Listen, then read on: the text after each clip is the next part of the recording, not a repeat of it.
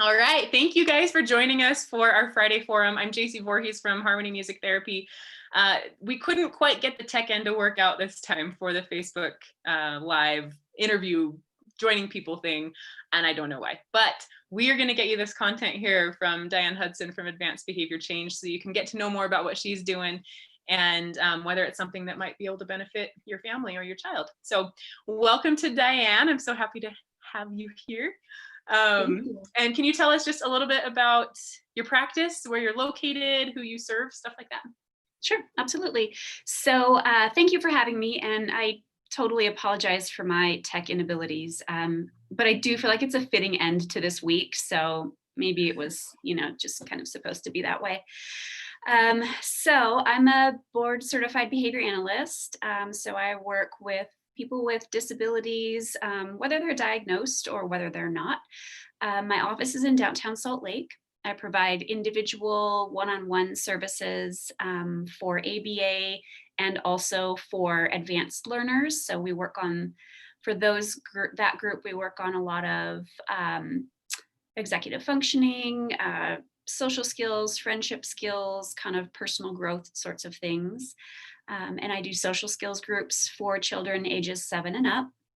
And those are pretty fun. I have one this afternoon. I'm really excited about it. And I also provide behavior consultation in home and in office, and then some parent training too. Awesome. Can you describe a little bit about what your social skills groups look like? Like, why are you so excited for today? I am so excited for today because this group has so much energy. It's like the best way to go into the weekend. My groups are small. I do them in office, but we do I do keep them small just so that we can, have a tinier group and stay a little bit safer in these days. So I don't have any more than 4 kids. This group is younger, 7 to 9-year-olds. And so we're working a lot on developing friendship skills, cooperative work, and just kind of identifying our emotions and learning how to calm down when we get really upset. I have another group that is 3 children, and they're 9 to 11 years old.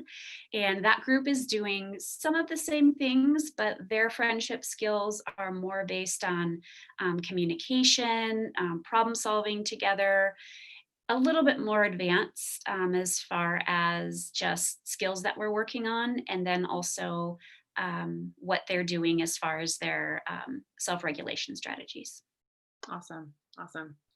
Yeah. So what are some of the nuts and bolts? Like, what are some of the activities that you might do or interventions you might utilize within a social skills group? Well, so we do some video modeling. Everyone likes to watch a little bit of a video every so often. We play a lot of games. It is very interactive and it's tailored for each child, even though they're here in a group. So everybody has their own goals. Everybody gets a different report, kind of every month as far as progress goes. And so for example, let's say we're working on turn taking. Rather than just, sitting down and having a lecture about how to take turns, because that's super boring and 7-year-olds don't want to do that, nor do I. We will instead I'll plan a lot of activities where they have to take turns and negotiate who's going to go next. Well, you went first last time, so you can go first next time. So I really try to embed it in things that are fun for the kids. And there's some kid choice time where they get to just choose as a group what they want to do together. Today, actually, we have a group member who won't be here. So we're going to be writing some notes to him about why he's such a good friend to us and why we miss him. So it's pretty flexible, but I always am bringing in those goals that they need to be working on, whatever activity we're doing. Yeah, no, I love that because it sounds like it's not regimented. Like, this is blocky what we're gonna do. This is experiential, like real life kind of scenarios. What do we do in this kind of a situation? Or, hey, someone's not here. How do we respond to that and show that we genuinely care? I love that. Awesome.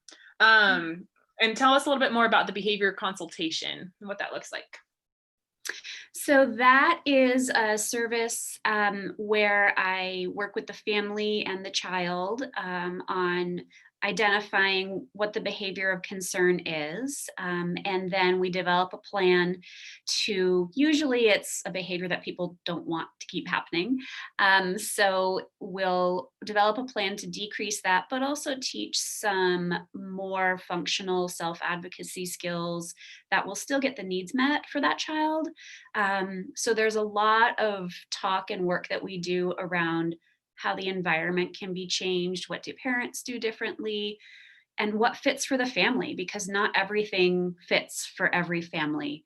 Everybody has their own preferences, values. So I work a lot on that and making sure that whatever we do is something that is reasonable for them to carry out and sustain.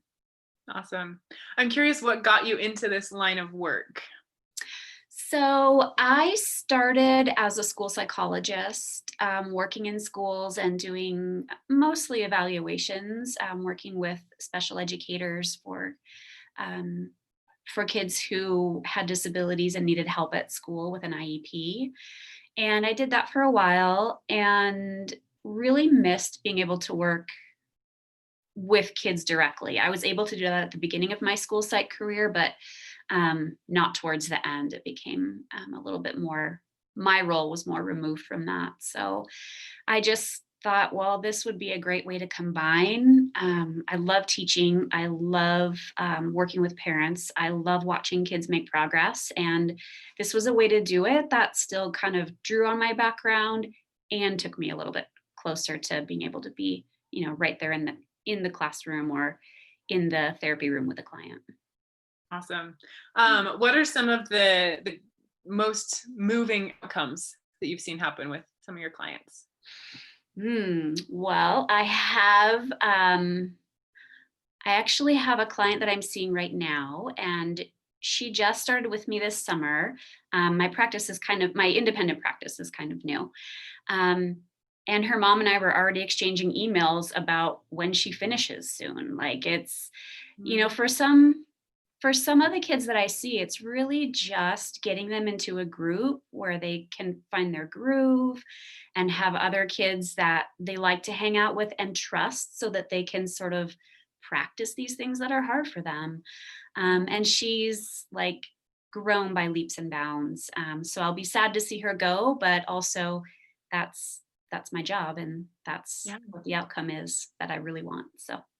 Oh, that's so awesome. And I'm sure that's so good for parents to hear too. Like the intent of therapy is not to be in therapy for the rest of your life, right? Exactly. It's to gain some skills so that you can cope and you can manage the struggles that you have. And in some cases, it does take a long time. And then in others, depending on the struggle, it might be a quick turnaround. Like, let's learn a few skills and here's what the parents can utilize when it is hard, and you're on your way. You can always come back when you need another boost, right? Exactly. That's the exact model of what I have hoped to set up and what it looks like so far I have set up, just based on parent feedback, because there's a lot of times there are not a lot of supports and services for kids who don't have a diagnosis, who don't have an IEP, but there are some things they could learn. So that's kind of what I wanted to transition to, and it's working out great. I've got a range of clients in terms of their age, their need, their verbal skills, and it's really fun. Yeah, actually, that makes me wonder. So how would a parent know if they should come work with you? Like, what kinds of things do they typically see in their kids? What kinds of concerns do you often hear about from parents? So a lot of parents will call saying their child's having difficulty with social skills. So maybe they're not getting along with friends, either because perhaps they are aggressive with friends or they're really reserved with friends. Obviously, there's a huge range. Some of my older clients will come to see me if they're having issues with anxiety or things like that, like maybe not necessarily even diagnosed, but the beginnings of kind of withdrawing from, peers because they're worried about it or that kind of thing. And then for some of my clients, it's just that the parents want them to be able to practice in a setting that is not necessarily just their family. Yeah. I do offer telehealth and in-person services, but the majority of the families I'm working with are preferring and choosing in person right now, because there aren't a lot of opportunities, and so Yeah. it's been a real need. Awesome. Well, I have to say from my perspective, so I've got 4 kids and none of them have a diagnosis, but I had my oldest son go to a social skills group like this just because he was not comfortable with kids. Like he held back, and at recess he would just stand against the wall, and it made such a difference. It happened to be a Lego club group through Oh, Easter cool. Seals, and because he loves Legos. Anyway, so these kinds of things, I think it's just important to realize it's not just, you don't have to have, like, you don't have to fit into a box to go to this thing, right? Like, it's just, Right. if you've got any concern, like, just Mhm. give this kind of a thing a try and see if Great. it helps your kid to overcome this little hump or big hump, right? Yeah, yeah, Uh, absolutely. yeah.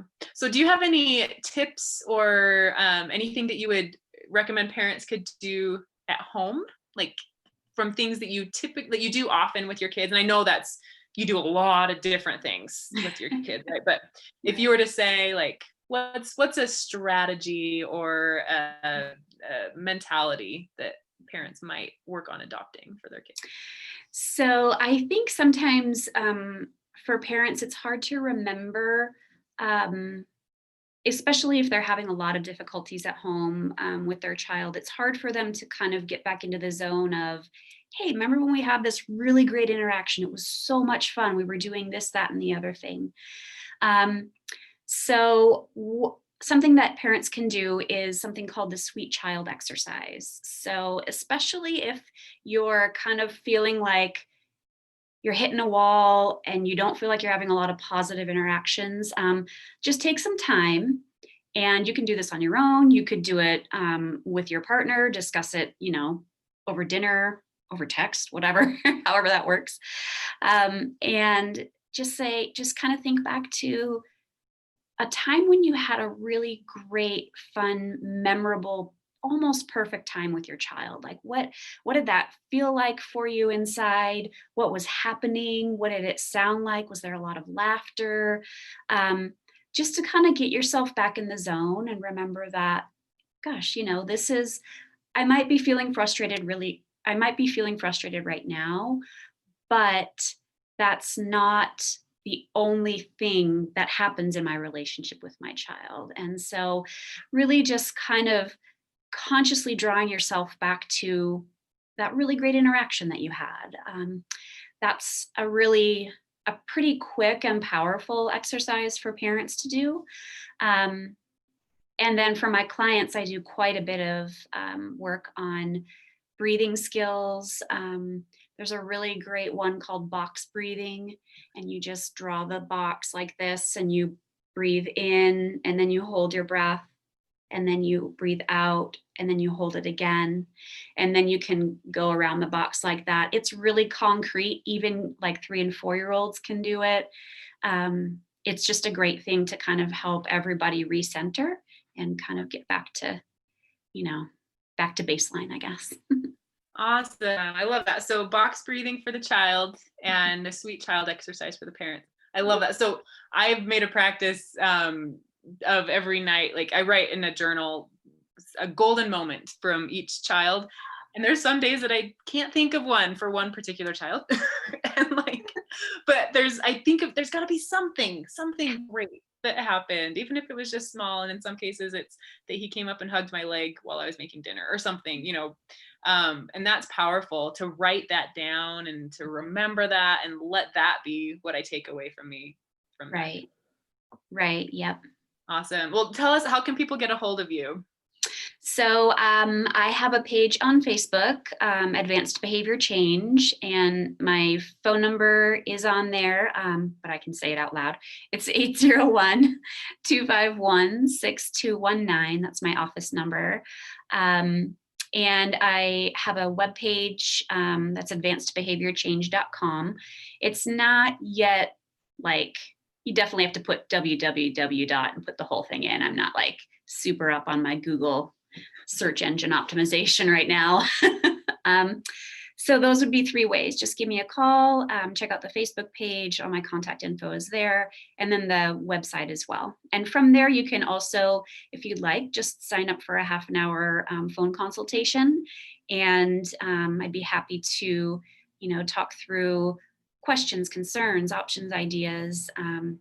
Even if, my big thing is, even if what I provide isn't going to be the best fit for you, I really want to try to help you find what would be. So I'm definitely all about making connections in the community.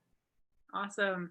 Okay. All right. Well, thank you so much for joining us. And I'm excited to share this, and hopefully some people will be able to find what they have been looking for. So thank you very much. I appreciate your time. Thanks.